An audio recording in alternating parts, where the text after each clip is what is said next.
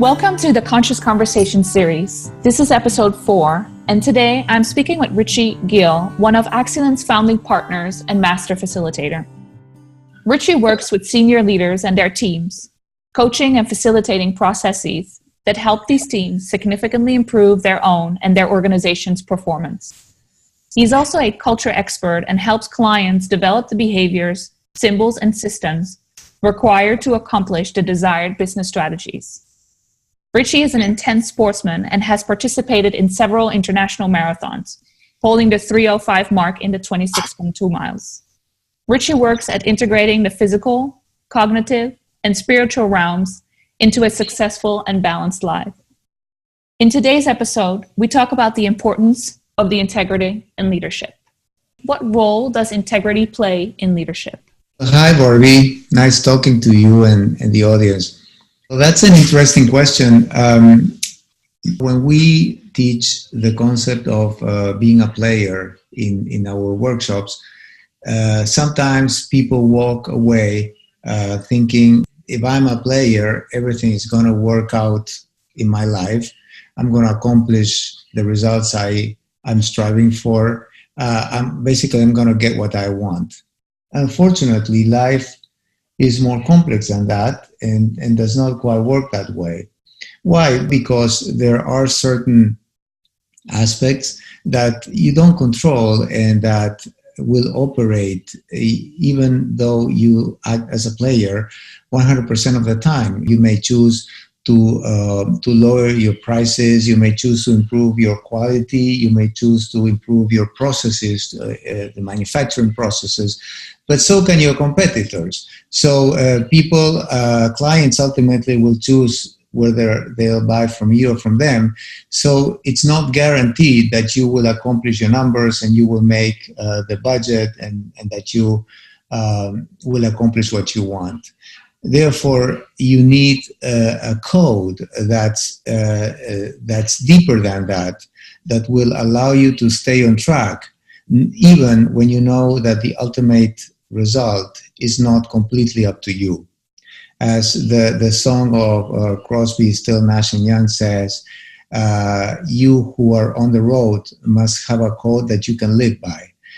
Meaning that as a leader, you can only look inside yourself when you have to make difficult choices. As I said before, knowing that the ultimate result is not up to you 100%, you can influence that result. And the way you do that, the way you maximize the chances of achieving what you want, is by turning to your own code of values, your own set of values that you wish to live by. When you're a leader, currently the buck stops here. There is nowhere else to turn for advice.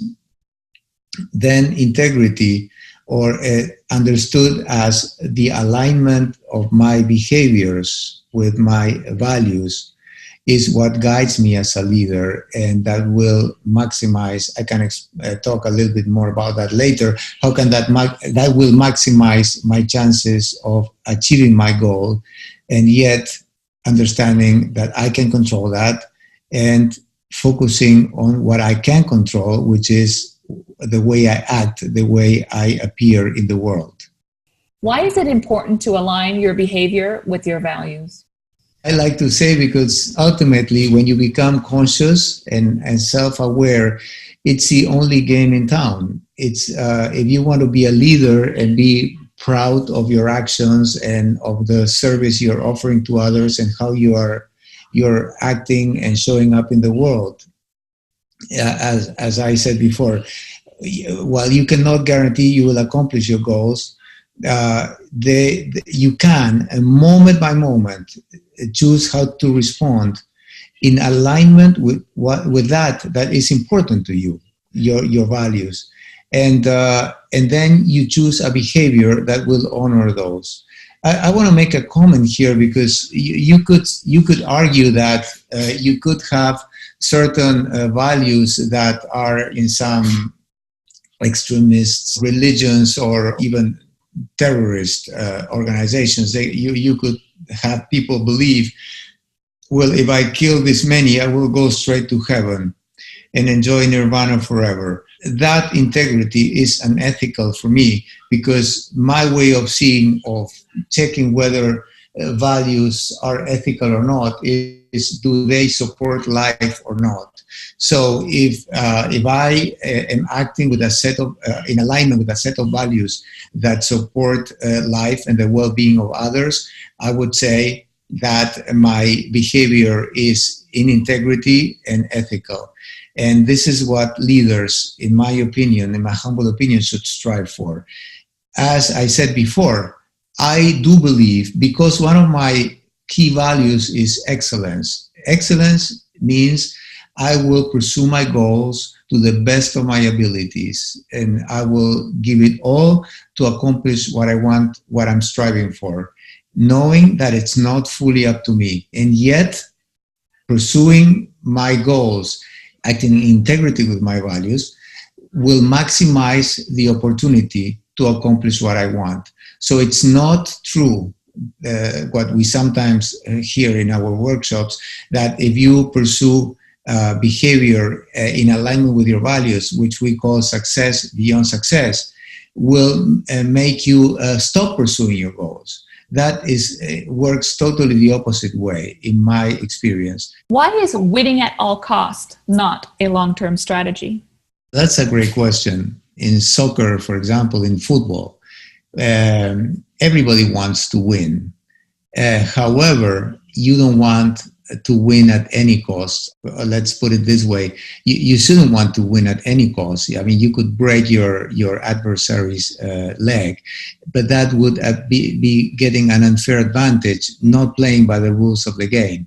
So in the short term, if you're competing with some competitor that has absolutely no boundaries, he could, in the short term, have more degrees of freedom than you have, because for you there are certain boundaries that you will not overstep, and maybe he wouldn't, and maybe he could get an unfair advantage, or he could get greater degrees of freedom in the short term. My claim is that in the longer term, in the medium and long term, it is impossible to win if you are not behaving ethically and in integrity with your values. There are many examples in the business world. Enron, Tyco, WorldCom, they all had a very nice list of values hanging from the wall. And still, that could not prevent the unethical behavior of the executives. So I like to claim that the only way to success in the longer term is by pursuing success beyond success as a long-term strategy. As I say, that does not guarantee that moment by moment in the short term, when you are competing with people that are willing to behave unethically. Now the question is, even if that would be possible, how do you want to show up as a leader? I mean, what will make you proud of your actions when you have to look at your legacy and how you're going to be remembered, and what is the impact you are creating in the world? Are you willing to step over those boundaries? Those are very deep questions to ask yourself. What impact does integrity or success beyond success have on an organizational culture? When people act in alignment with their values, you start to create a culture where the pursuit of the goals is done within the ethical limits of those values. In my opinion, this creates a virtuous circle where people pursue the goals to the best of their abilities. As I said before, I will make the most to strive for excellence at every level in the organization. And that will maximize the chance to accomplish the goals that we are pursuing. At the same time, knowing that it's not guaranteed that we will get there, because success is contingent, while success beyond success is unconditional, dependent only on self-determined principles, which are the alignment of behaviors with the values, individual values, and also the values of the organization. So ultimately, when you have leaders and the people overall in a company behaving like that, you start to create a culture of integrity where the organization as a whole will behave within the ethical constraints of a set of values. And that will, in turn, allow the organization most likely to accomplish its goals. What role does discipline play? Discipline is critical when you speak about success beyond success. As I was saying before, that success beyond success will normally not, or sometimes it will not pay off in the short term, but more in the when you look at the situation as a process or as a medium to longer term. Discipline is critical, because discipline is the capacity to persist on a course of action, even when you know that the rewards are going to come later in the future. It's the difference between immediate gratification and being able to postpone gratification. As you probably read, Barbie, there were experiments done with children, and it's called the marshmallow experiment, where they exposed different children to marshmallows, and they were given an instruction where they could eat the marshmallow and then or they could not eat it. They would get two later on in time, and then the person running the experiment would leave the room. Certain children ate the marshmallow right away, and out of the certain children, whether they all wanted to eat the marshmallow, but some of them could restrain themselves and delay the gratification because they knew they were going to get two later in time. Those kids were then followed throughout their lives. All the kids were followed throughout their lives, and those who were able to have the discipline to delay the gratification then performed a lot better in many of their endeavors than others. So, and this is true also for adults, for grown-up people and leaders and executives that work in companies. Sometimes having the discipline to delay achieving immediate results will help you in the longer term.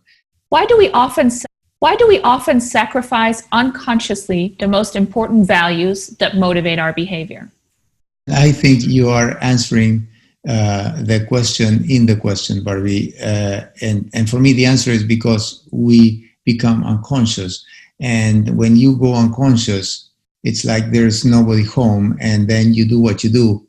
And sometimes you end up sacrificing the higher to the lower, which I call sacrilege. And I believe that the reason we do that is simply because we go unconscious, because then we suddenly wake up and realize the harm we have done and the results we have created around us, and we we don't feel proud. We feel bad about ourselves, and that's the way we learn. So, and then we will probably do it again, but we will catch ourselves earlier, and that's how you go about the process of becoming and acting in a more conscious way.